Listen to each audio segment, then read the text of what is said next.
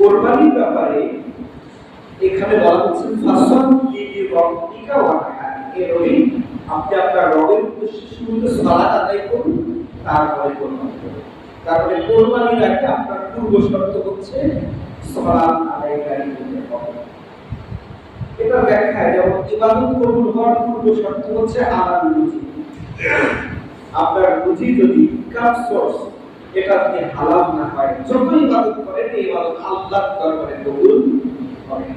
যতই করেন আপনি 10-12 যদি করেন, আপনার ইনকাম যদি হালাল না হয় আল্লাহর দরবারে কবুল হবে না, কনফার্ম। এখন অনেকে ভাবতে পারেন যে আমি হালাল হোক আর বেহালালি হোক, আমি যে যদি একেবারে বকা যে যদি যেখানে চুন খায় ব্যাপকভাবে কান্নাকাটি শুরু করে দেয়, জড়াই ধরে, আমরা অবশ্যই হজ করতেন না। হালাল রুজি ছাড়া আপনি যদি হজ করেন বেহালালি টাকায়, তাহলে এটা আল্লাহর দরবারে যতই কান্নাকাটি করেন কবুল হবে না।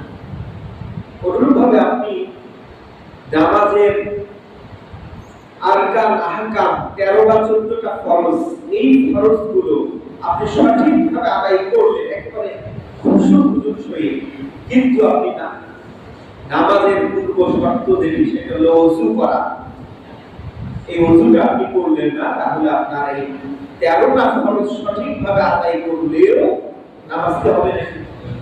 আপনি যে 13 ফরজ সঠিকভাবে আদায় করলেন, পূর্ব শর্ত হচ্ছে ওযু।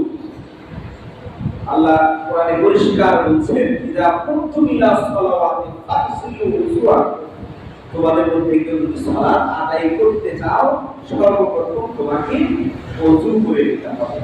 অনুরূপভাবে আপনি যদি কোরবানি করতে চান আল্লাহর উদ্দেশ্যে, তাহলে প্রথম শর্ত হলো আপনাকে সালাত আদায়কারী ব্যক্তি হতে হবে।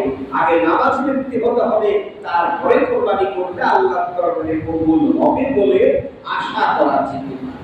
কিন্তু আপনি সালাত আদায়কারী যদি না হন এবং কোরবানি করেন, তাহলে এতটুকু মোটামুটি কনফার্ম হওয়া যায় আপনার কোরবানি আল্লাহর দরবারে কবুল হবে না। কবুল করার মালিক যদিও আল্লাহ, কিন্তু যেহেতু এখানে নির্দেশনা তাফসীর গ্রন্থে মুফাসসিরে কেরাম বলে যে সালাত আদায়কারী ব্যক্তি না হয়ে যদি কেউ কোরবানি করে, তাহলে তার কোরবানির হক আদায় করে বা কোরবানি কবুল না হওয়ার সম্ভাবনা নাই বেশি। এখন প্রশ্ন হলো, আমরা যারা নিজেরা কোরবানি দেই, আমি না পাই নামাজ পড়লাম, আমি একাই দিই, কোরবানি করলাম, নামাজ আদায় আমি সালাত আদায় করি, কিন্তু আমি যে ভাগে দিব 5 জন বা 7 জন, এর মধ্যে যদি কেউ বেনামাজি থাকে, তাহলে কি হবে? হাদিস হলো এই, আপনি যাদের সাথে কোরবানি দিবেন তাদেরকেও নামাজি ব্যক্তি হতে হবে। যাদের সাথে কোরবানি দিবেন তারা যদি কেউ একজন যদি বেনামাজি ব্যক্তি হয়, তাহলে একটা লোক বেনামাজি হওয়ার কারণে এই 7 জন ব্যক্তির কারণে কোরবানি করতে হবে। কথা কি পরিষ্কার? যদি কোনো ব্যক্তি ভাগে দেয় কোরবানি, 7 জনকেই নামাজি ব্যক্তি হতে হবে।